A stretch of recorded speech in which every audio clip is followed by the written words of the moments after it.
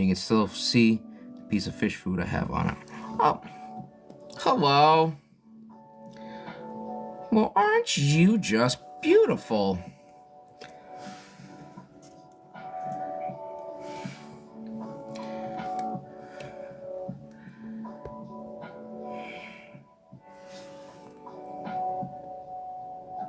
Ah.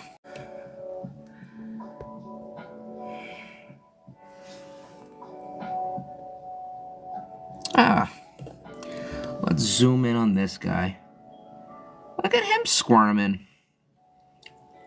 Good. That's what you get.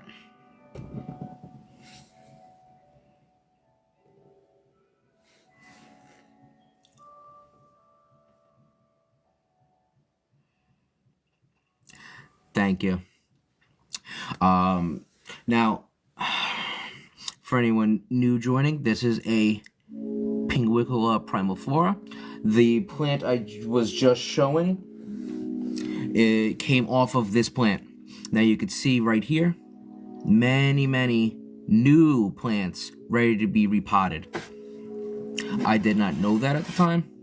I'm going to transfer this mommy to a bigger pot. Oh, I probably have at least a dozen new plants, and every single Primuliflora I have comes from this plant. This is one of my favorites in my collection. And literally propagation had to do nothing. It does it itself. It's one of the, I guess, what it evolved to do. So you see, let me zoom out.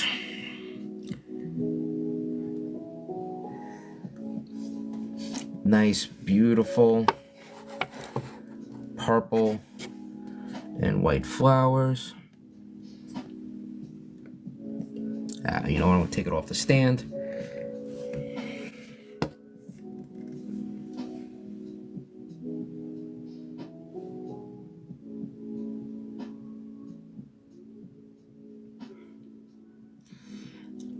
And like most carnivorous plants, the flower stalks are usually inches above the plant.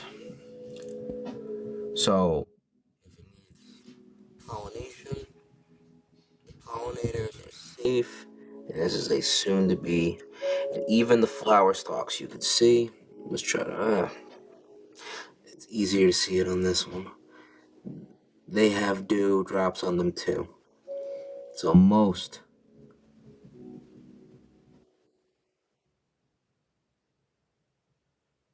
parts of the plant are sticky and can get some sort of nutrition from an insect because they take everything through the leaves.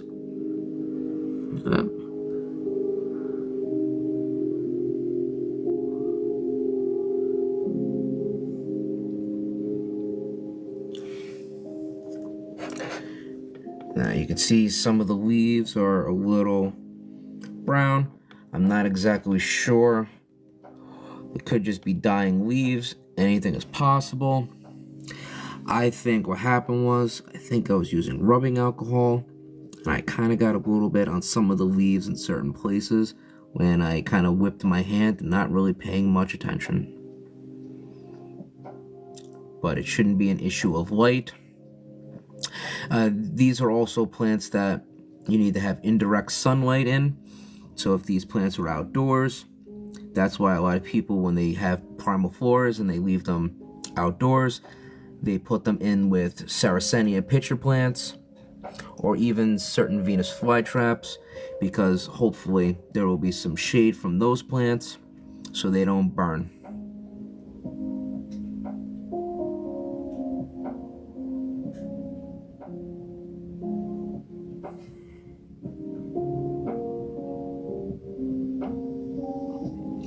I really wish there was one that we could see walking around.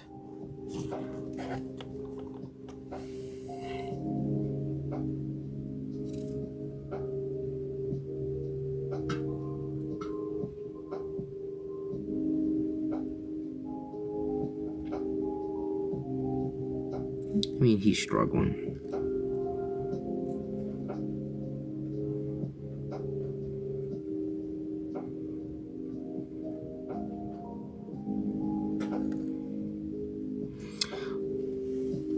I might go live one day and do a repotting video, or I might break this down, keep the main mother plant, and then repot all these little baby ones, and you can see.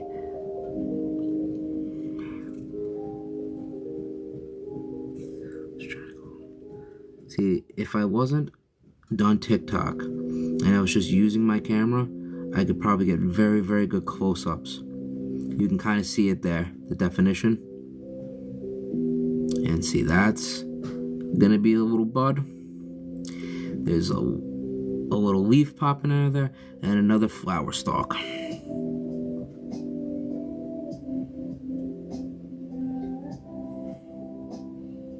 Yeah, best. We could definitely be friends. Best friends.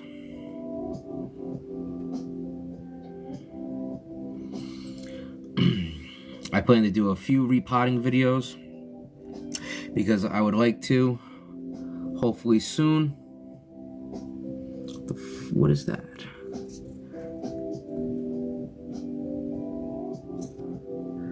What is that?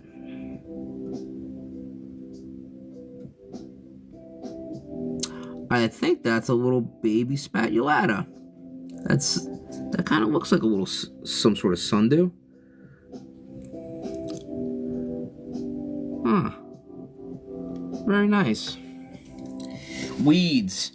All weeds. Anyway, I would like to give a plant away during a live if I reach a certain goal, whether it be likes, whether it be gifts, whatever it might be to someone. Because if you are watching, there are one. Because if you are watching, there are lots of plants in here. And it would always be a different one, whether it be a Pinguicula, whether it be a Drosera. To show my appreciation. And an incentive to join the lives, to like, to send gifts.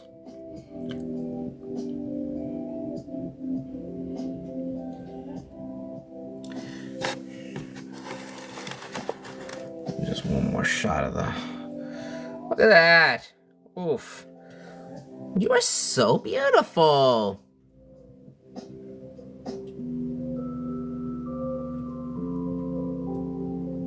Oh, God. Cannot wait to take some stills from this. Let's look at that. Are you guys serious right now? Look at that. Oof. Oh, that looks so nice. Oh, my God.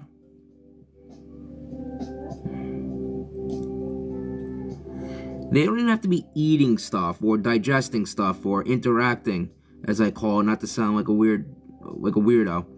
Just look at them.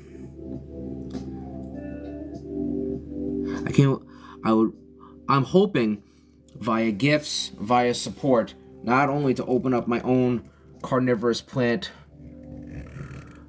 store or sell pieces of my collection. I would love to be able to get a better camera to put out better content as far as pictures and videos, so you could see very close, very up close everything with these plants, because there's just so much intricate detail.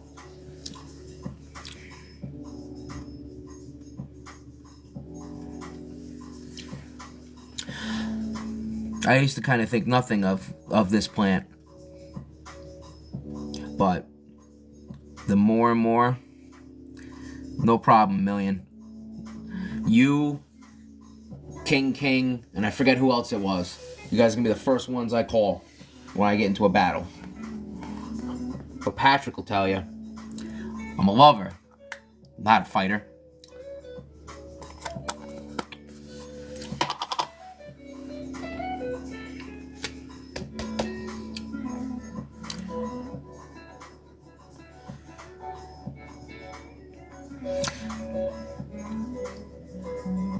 soon I have to make a fruit fly culture.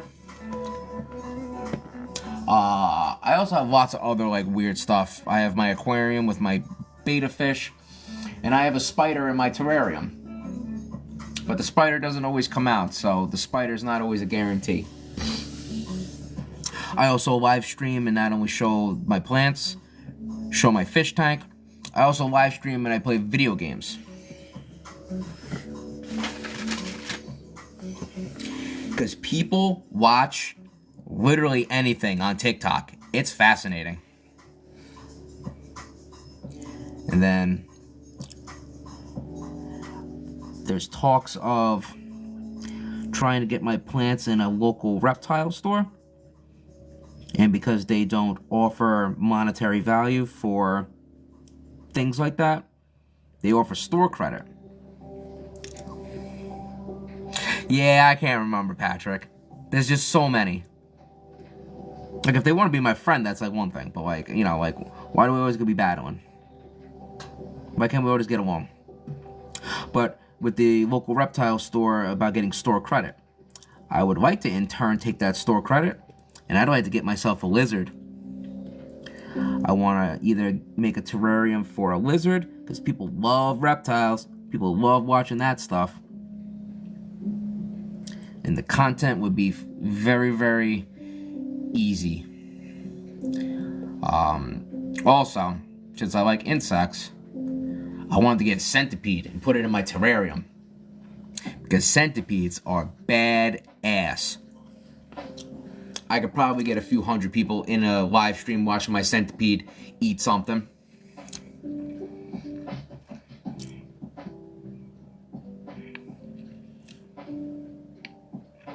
Yo, if you could only see the fruit fly to the naked eye, me just not looking in the camera, looks like a literal poppy seed.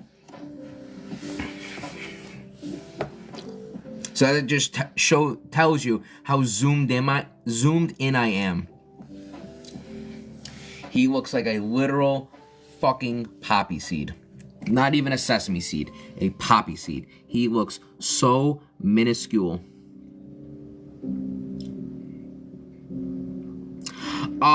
No cats and dogs.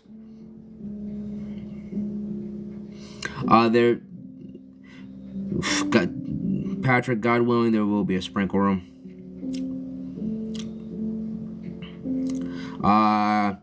Cats and dogs, you love them, you take care of them, and then eventually they pass away, and then you have a void. An insect, I had praying mantids. Praying mantis lives for about a year, year and a half. You see its whole life cycle. You try not to get too attached, and that's it. Dogs, they're part of the family. You do lots of stuff. It's a lot more heartbreaking than dealing with a insect or something like that. I'm sorry to hear that. That's terrible.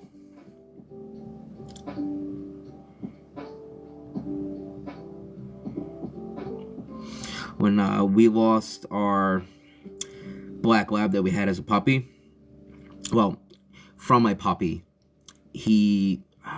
how old was Ash? Ash was probably 12, 13. It was very painful the last probably year of his life. It was very, very painful. The only solace I had is, while my son was young, he kind of nipped at him, and then that was all she wrote. And then the ex banished him to my mother-in-law's house, so we didn't have to directly deal with a lot of the things that were going on with him health-wise. But, and then now I have a 3-legged dog, where we know that dog is going to have all types of health issues when he gets older. But I do hope to print him a 3D leg, because that would be badass. Yeah. I shouldn't use the word we, because there is no we, but we had gotten a 3-legged dog from Thailand, and they had told us a story, because, you know, it's like, what happened to his leg? And then they told us something, and it's just like, we didn't believe them. We just thought it was a sob story, just so we'd feel bad and then take the dog. Then the ex found a video on YouTube from the Thailand rescue of that dog. I'm going to use the word our dog, because at the time, our dog. Because in Thailand, they are very cruel to animals, dogs and cats especially. So this dog rescue in Thailand has all types of, I shouldn't probably use this word, but mutilated dogs and cats. Because the people over there will throw grease at them. They will put out traps, so limbs have to get removed. Or they just torture the shit out of these animals. Now, they do that everywhere. So I shouldn't be just throwing dirt at the people of Thailand, but it's a very big problem over in Thailand. So, my 3-legged dog, we named Hopper. Actually, I gave him the name Hopper. Yeah, they eat them. If you see like a dog or a cat like on like a sign at a restaurant, that means that they eat them. But it's a different culture. I mean, it is what it is. But yeah, so I named my 3-legged dog Hopper. And to his like benefit, it's one of his front legs. And honestly, Patrick, if I could be completely honest and transparent, that dog is super fucking fast, and he can catch bunny rabbits, squirrels, and you should see him in the snow. Oh, hello, Crystal. Hello, my friend. How are you?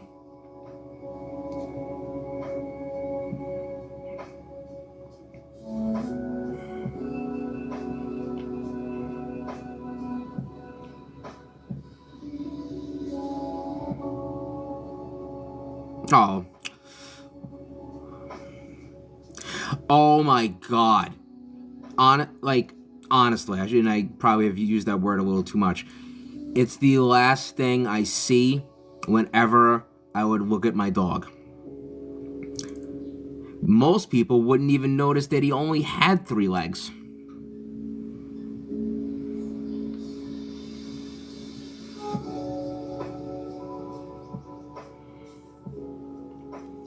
But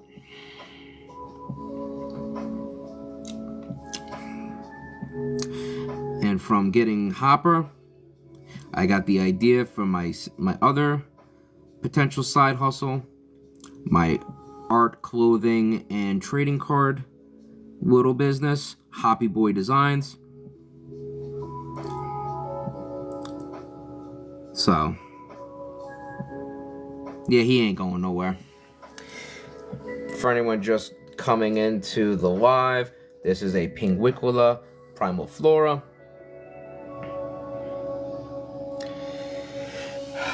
A very easy to propagate, very easy to take care of houseplant. Kind of just set it, forget it. Give it reverse osmosis, rainwater, or distilled water. Put it in a good substrate, something with good drainage. I use sphagnum moss, mostly just pure sphagnum moss. You can sit it on a windowsill, and she's all good. Oh, thank you, Crystal.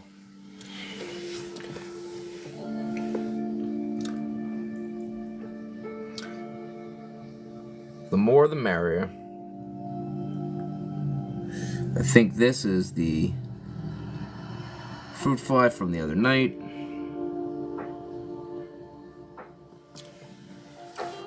Now, since Crystal just came in, I'm going to go into some of the plants I was feeding before to give them a check.